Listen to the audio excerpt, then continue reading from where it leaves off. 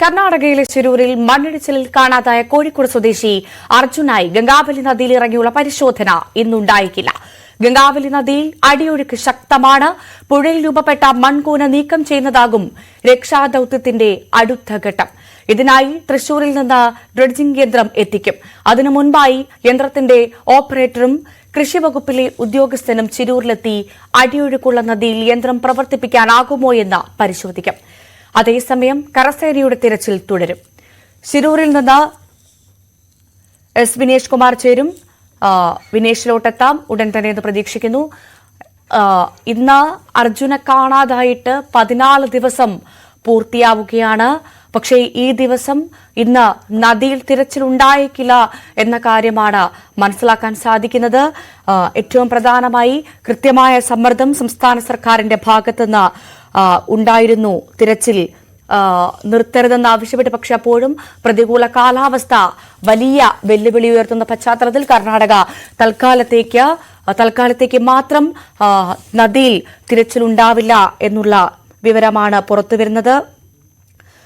എന്തായാലും അർജുൻ ഉൾപ്പെടെയുള്ള 3 പേർക്കായുള്ള തിരച്ചിൽ താൽക്കാലികമായി അവസാനിപ്പിച്ചു എന്നാണ് കർണാടക അറിയിച്ചിരിക്കുന്നത്. ശിരൂരിൽ നിന്ന് വിനേഷ് കുമാർ ചേരുന്നു വിവരങ്ങളുമായി. വിനേഷ്, എന്തായാലും ഇന്ന് ഗംഗാവലി നദിയിൽ തിരച്ചിലുണ്ടാവില്ല എന്നാണ് മനസ്സിലാക്കുന്നത്. നമുക്കറിയാം അത്രമാത്രം വലിയ അടിയൊഴുക്കാണ്, വലിയ പ്രതിസന്ധികളാണ് ഇത്ര ദിവസം നമ്മൾ തരണം ചെയ്തത്. ഇന്ന് 14 ദിവസത്തിലേക്ക് എത്തുകയാണ് അർജുനെ കാണാതായിട്ട്. ഇനി എന്താണ് അടുത്ത ഘട്ടം?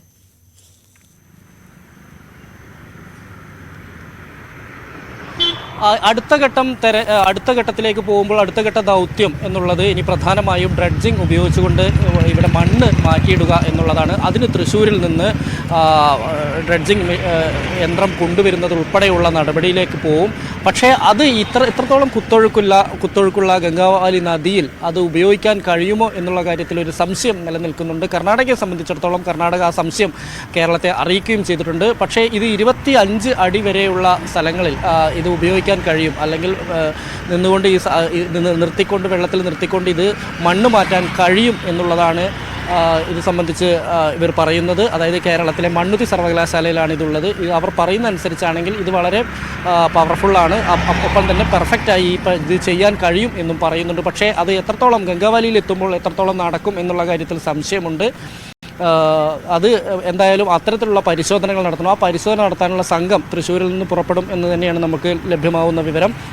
അവരെത്തിക്കഴിഞ്ഞാൽ നാളെയായിരിക്കും ഇത് സംബന്ധിച്ചുള്ള പരിശോധന നടക്കുക. പരിശോധന നടന്നതിന് ശേഷമായിരിക്കും ഡ്രഡ്ജിങ്ങിലേക്ക് കടക്കുക. പക്ഷേ ഡ്രഡ്ജിങ് ഇപ്പോഴും അത് ചോദ്യചിഹ്നമായി അവശേഷിക്കുന്നു. എത്രത്തോളം ആ പുഴയിൽ നിന്നുകൊണ്ട്, നദിയിൽ നിന്നുകൊണ്ട്, ഗംഗാവലി നദിയിൽ നിന്നുകൊണ്ട് എത്രത്തോളം ഇത് മണ്ണ് മാറ്റി എടുക്കാൻ കഴിയും എന്നുള്ളതാണ്. കാരണം മണ്ണ് മാത്രമല്ല, വലിയ കല്ലുകൾ, ഉരുണ്ട വലിയ കല്ലുകളുണ്ട്, കമ്പിയുണ്ട്, അതുപോലെ തന്നെ മറ്റുള്ള പല സാധനങ്ങളും, ഇരുമ്പിൻ്റെയും തകരത്തിൻ്റെ എല്ലാം പല വസ്തുക്കളും അതിനകത്ത് കൂടിച്ചേർന്നിട്ടാണ് ആ മൺകൂന അങ്ങനെ രൂപപ്പെട്ടിരിക്കുന്നത്. നമ്മൾ ദൃശ്യങ്ങളിൽ കാണുന്ന അത് എങ്ങനെ മാറ്റാൻ കഴിയും എന്നുള്ള കാര്യത്തിൽ സംശയമില്ല. ഡ്രഡ്ജിങ് അല്ലാതെ പിന്നുള്ളത് ഫ്ലോട്ടിംഗ് ബ്രിഡ്ജാണ്. പക്ഷേ ആ പദ്ധതി കർണാടക സർക്കാർ ഉപേക്ഷിച്ചു.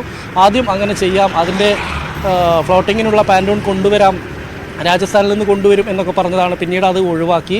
എന്തായാലും ഇപ്പോൾ ഇതിലേക്ക് മാറിയിട്ടുണ്ട്. ഡ്രഡ്ജിങ് മാത്രം നടത്തി ഈ മണ്ണ് മാറ്റിയ ശേഷം ലോറി അതിനടിയിലുണ്ടെങ്കിൽ പുറത്തെത്തിക്കുക എന്നുള്ളതാണ്. കാരണം 4 പ്രധാന കോൺടാക്ട് പോയിന്റുകളിൽ നിന്നാണ് സിഗ്നൽ ലഭിച്ചിരിക്കുന്നത്, റഡാർ സിഗ്നൽ ലഭിച്ചത്. അവിടെ പ്രധാനമായും നോക്കിയിട്ടില്ല. 4ാമത്തെ പോയിന്റിൽ നിന്നാണ് ഏറ്റവും വലിയ തോതിൽ തന്നെ ഇത് വന്നിരിക്കുന്നത് എന്ന് തന്നെയാണ് വിവരം.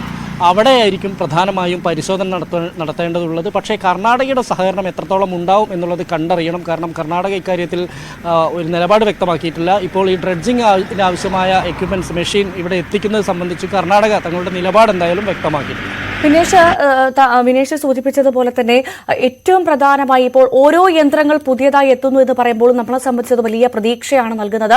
പക്ഷേ നമ്മൾ ഇതിനു മുൻപ് അത്തരത്തിലുള്ള പ്രതീക്ഷകളൊക്കെ അസ്തമിച്ചത് കണ്ടു. പക്ഷേ ഇപ്പോൾ ഡ്രഡ്ജിംഗ് എത്തുന്നു എന്ന് പറയുമ്പോൾ നമുക്ക് വീണ്ടും ഒരു പ്രതീക്ഷയുടെ നാമ്പ് മുളയ്ക്കുകയാണ്. അർജുന്റെ ലോറി കണ്ടെത്താനാകുമെന്നൊരു പ്രതീക്ഷയിലേക്ക് കാര്യങ്ങൾ എത്തുമ്പോൾ, പക്ഷേ അപ്പോഴും സൂചിപ്പിച്ചതുപോലെ തന്നെ ഒരുപാട് വെല്ലുവിളികളുണ്ട്. പ്രധാനമായും ഈ ഒഴുക്ക് 4 നോട്ട്സിന് മുകളിൽ എത്തി കഴിഞ്ഞാൽ ഈ ഡ്രഡ്ജിംഗ് ഉപയോഗിക്കാൻ എളുപ്പമാകില്ല എന്നടക്കമുള്ള വിവരങ്ങൾ പുറത്തു വരുന്നുണ്ട്. അത് എത്രമാത്രം ശരിയാണ്? അതല്ലെങ്കിൽ ഈ ഡ്രഡ്ജിംഗ് ഉപയോഗിച്ചുകൊണ്ട് എത്ര വേഗത്തിൽ നമുക്ക് അർജുനിലേക്ക് എത്താൻ സാധിക്കുമെന്നാണ് അധികൃതർ പറയുന്നത്? അതിന്റെ ഒരു വിശദാംശങ്ങൾ എങ്ങനെയാണ് വിനേഷ്?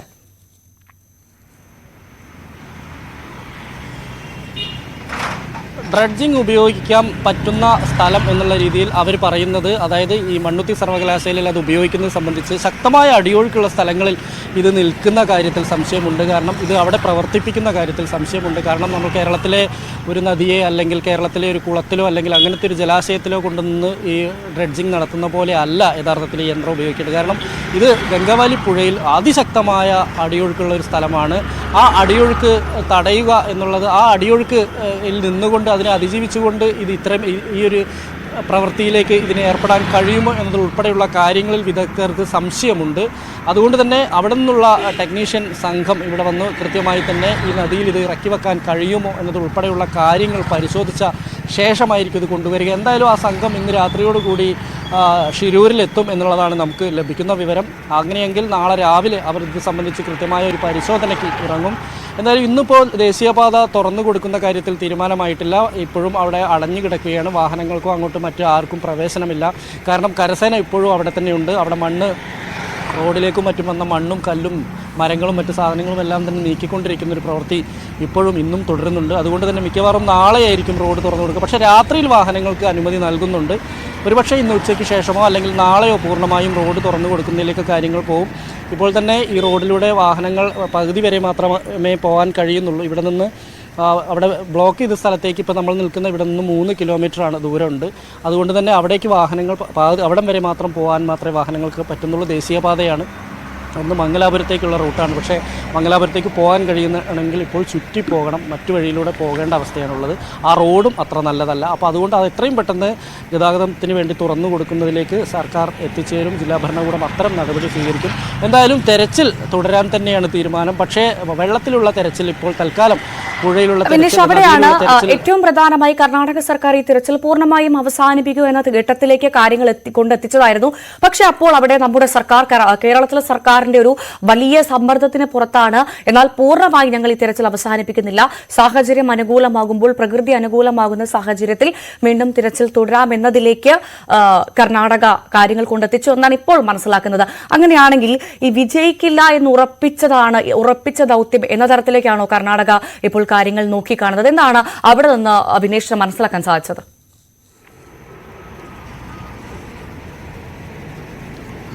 കർണാടകയെ സംബന്ധിച്ചിടത്തോളം ഇനി ഇത് വിജയിക്കാൻ സാധ്യതയില്ല എന്നുള്ളതാണ്. സാധാരണ നമുക്കറിയാം ഇത്തരം കേസുകളിലൊക്കെ ഒരാഴ്ച കഴിഞ്ഞാൽ ഈ മിസ്സിംഗ് കേസുകളിലൊക്കെ വലിയൊരു രക്ഷാദൗത്യം നടത്തിക്കൊണ്ട് അവരെ പുറത്തെടുക്കുക, മൃതദേഹമാണെങ്കിലും മറ്റെന്തെങ്കിലും ആണെങ്കിലും അതിന് അത്രത്തോളം അങ്ങനെ തയ്യാറാവാറില്ല പൊതുവെ. പ്രത്യേകിച്ച് നമ്മളെ കേരളത്തിലൊക്കെ ഉള്ള പോലെ അല്ല താൻ. ഇപ്പോൾ കേരളത്തിൽ കവളപ്പാറയിലും പെട്ടിമുടിയിലും അതുപോലെ തന്നെ പുത്തുമലയിലും ഒക്കെ തന്നെ വലിയ രക്ഷാദൗത്യം നടന്നതാണ്. പക്ഷേ ഇപ്പോഴും അവിടെ മുഴുവൻ മൃതദേഹങ്ങളും പുറത്തെടുക്കാൻ പോലും കഴിഞ്ഞിട്ടില്ല. കാണാതായ ആളുകളെക്കുറിച്ചുള്ളത് അത്രയൊക്കെ പ്രശ്നങ്ങൾ ഉള്ളതാണ്. ഇത് എല്ലാ സ്ഥലത്തും അവലംബിക്കുന്ന ഒരു രീതി തന്നെയാണ് കർണാടക പറയുന്നത്. അതുകൊണ്ട് തന്നെ ഇപ്പോൾ 14 ദിവസം 2 ആഴ്ചയായിരിക്കുന്നു. ഇനിയിപ്പോൾ ഒരു ഊർജിതമായ രക്ഷാദൗത്യത്തിലൂടെ അത് പുറത്തെടുക്കേണ്ട ആവശ്യമില്ല എന്നുള്ളത് തന്നെയാണ്. കാരണം ഗംഗാവലി നദിയിലെ ഒഴുക്ക് കുറയുക, അതുപോലെ തന്നെ നല്ല കലങ്ങി മറിഞ്ഞാണ് വരുന്നത്. ആ കലങ്ങി മറിഞ്ഞ് വരുന്ന കലങ്ങൾ കുറയുക, കുറച്ചും കൂടെ വെള്ളം തെളിഞ്ഞു വരേണ്ടതുണ്ട്. ഇങ്ങനെയൊക്കെയുള്ള ഘട്ടങ്ങൾ നോക്കിയിട്ട് രക്ഷാദൗത്യം നടത്തിയാൽ മതി എന്നുള്ളതാണ് കർണാടകയുടെ. കാരണം ഇനിയിപ്പോൾ അവരെ അതിൽ നിന്ന് ആരെയും രക്ഷപ്പെടുത്താനൊന്നും കഴിയാത്തൊരു സാഹചര്യമാണ്. ലോറിയാണ് 2 ആഴ്ചക്കാലം. ഇപ്പോൾ ഒരു പക്ഷേ ആ ലോറിക്കകത്ത് അർജുനുണ്ടെങ്കിൽ 2 ആഴ്ചക്കാലമായിട്ടുണ്ടാവും. ആ മൃതദേഹത്തിൻ്റെ അവസ്ഥയും മറ്റു കാര്യങ്ങളും എല്ലാം തന്നെ കൃത്യമായി തന്നെ കർണാടക പറയുന്നുണ്ട്. പക്ഷേ അതിനപ്പുറത്തേക്ക് അർജുനെ കണ്ടെത്തുക എന്നുള്ളത് കേരളം വിളിച്ചു പറഞ്ഞുകൊണ്ടിരിക്കുന്ന ഒരു കാര്യമാണ്. കേരളത്തിലെ മാധ്യമങ്ങൾ വിളിച്ചു പറഞ്ഞുകൊണ്ടിരിക്കുന്ന കാര്യമാണ്. കേരള സർക്കാർ ഇതിൽ സമ്മർദ്ദം ചെലുത്തുന്നുണ്ട്. കേരള മുഖ്യമന്ത്രി പിണറായി വിജയൻ കർണാടക മുഖ്യമന്ത്രി സിദ്ധരാമയ്യയുമായി ഫോണിൽ സംസാരിച്ചു. ചീഫ് സെക്രട്ടറിയുടെ ഓഫീസിൽ നിന്ന് കർണാടക ചീഫ് സെക്രട്ടറിയുടെ ഓഫീസുമായി നിരന്തരം ബന്ധപ്പെടുന്നുണ്ട്. ഇത്തരത്തിലുള്ള കാര്യങ്ങളെല്ലാം തന്നെ നടക്കുന്നുണ്ട്. എങ്കിൽ പോലും കർണാടകയെ സംബന്ധിച്ചിടത്തോളം ഇനിയും ഇതിനുവേണ്ടി സമയം ചെലവഴിക്കുക, ഇനി ഇതിനുവേണ്ടി പണം ചെലവഴിക്കുക, ഇതിന് പിന്നാലെ മാത്രം പോവുക, റോഡ് അടച്ചിടുക, ഇത്തരം കാര്യങ്ങളിലേക്ക് ഇനി അങ്ങ് മുന്നോട്ട് പോകാൻ കഴിയില്ല. നദിയിലെ തിരച്ചിൽ തൽക്കാലത്തേക്ക് വെള്ളം കുറയുന്ന ശേഷം, ജലനിരപ്പ് താഴ്ന്ന ശേഷം മതി, വെള്ളം തെളിഞ്ഞ ശേഷം മതി എന്നുള്ളൊരു ഘട്ടത്തിലേക്കാണ് പോകുന്നത്. ഇതിനിടയിലാണ് തൃശ്ശൂരിൽ നിന്നുള്ള ഡ്രഡ്ജിങ് മെഷീൻ കൊണ്ടുവരുന്നതുമായി ബന്ധപ്പെട്ടുകൊണ്ട് അതിന് കർണാടക സർക്കാരിൻ്റെ അനുമതി ലഭിക്കുമോ, ഉടൻ തന്നെ അതിൽ കർണാടക സഹകരിക്കുമോ എന്നുൾപ്പെടെയുള്ള കാര്യങ്ങൾ കാത്തിരുന്ന് കാണേണ്ടതാണ്. വിനീഷ്, ഒരൊറ്റ കാര്യം കൂടി, 21 ദിവസം കാലാവസ്ഥ പ്രതികൂലമാണെന്നുള്ള മുന്നറിയിപ്പ് നേരത്തെ കർണാടകയിൽ വന്നതാണ്. അങ്ങനെയാണെങ്കിൽ ഇപ്പോൾ ഡ്രഡ്ജിംഗ് തൃശ്ശൂരിൽ നിന്നെത്തുന്നു, അതിനുള്ള അനുമതി ലഭിക്കുമെന്ന പ്രതീക്ഷയിൽ തന്നെ അത് എത്തുന്നു. അങ്ങനെയാണെങ്കിൽ അത് നദിയിൽ ഇറക്കാൻ ഏതെങ്കിലും തരത്തിൽ ഇത്തരത്തിലുള്ള ഈ മഴയൊക്കെ ഏതെങ്കിലും തരത്തിൽ വെല്ലുവിളിയാകാനുള്ള സാധ്യതയുണ്ടോ എന്നാണ് മനസ്സിലാക്കാൻ സാധിച്ചത്?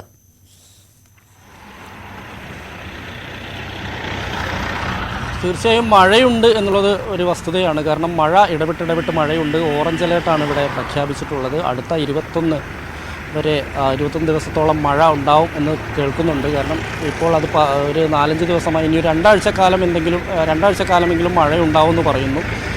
അതുകൊണ്ട് തന്നെ അത് രക്ഷാദൗത്യത്തിൻ്റെ കാര്യമായി തന്നെ ശക്തമായ മഴയുണ്ടാവുകയാണെങ്കിൽ ഡ്രഡ്ജിങ് ഉൾപ്പെടെ നടത്താൻ സാധ്യത കുറവാണ്. കാരണം ആ പ്രദേശത്ത് ഇപ്പോൾ അപകടം നടന്നിരിക്കുന്ന, മണ്ണിടിച്ചിൽ നടന്നിരിക്കുന്ന പ്രദേശത്ത് ശക്തമായ മഴ ഇടവിട്ടിൽ പെയ്തുകൊണ്ടിരിക്കുന്നുണ്ട്. ഇന്നലെ മാത്രമാണ് ഉച്ചയ്ക്ക് ശേഷം കാര്യമായ മഴയില്ലാതായത്. പക്ഷേ രാത്രിയിലെത്തിയപ്പോൾ അവിടെ വീണ്ടും മഴയുണ്ടായിരുന്നു. ഇന്ന് ഇവിടെ ഇപ്പോൾ മൂടിക്കെട്ടിയ അന്തരീക്ഷമാണ്. മഴ ഏത് നിമിഷവും മഴ പെയ്യാം എന്നുള്ളൊരവസ്ഥയാണ്. ഇതെല്ലാം തന്നെ പ്രതികൂലമാണ്. സാഹചര്യങ്ങൾ പ്രതികൂലമാക്കുന്നത് പ്രധാനമായും മഴ തന്നെയാണ്. ദേശീയപാത ഇന്ന് തുറന്നേക്കുമെന്നുള്ള റിപ്പോർട്ടുകൾ നേരത്തെ വന്നിരുന്നു. പക്ഷേ ഇപ്പോൾ പറയുന്നു ദേശീയപാത തുറക്കില്ല എന്ന്. അതിന് ഈ മണ്ണിടിച്ചിൽ ഭീഷണിയും അതോടൊപ്പം ഈ മഴയുമാണോ ഒരു പ്രധാനമായും പറയുന്നത്? സുരക്ഷിതമല്ല എന്ന് മുന്നിൽ കണ്ടുകൊണ്ടായിരിക്കുമല്ലോ അല്ലേ ഈ ദേശീയപാത തുറക്കാതിരിക്കുന്നത് അല്ലേ?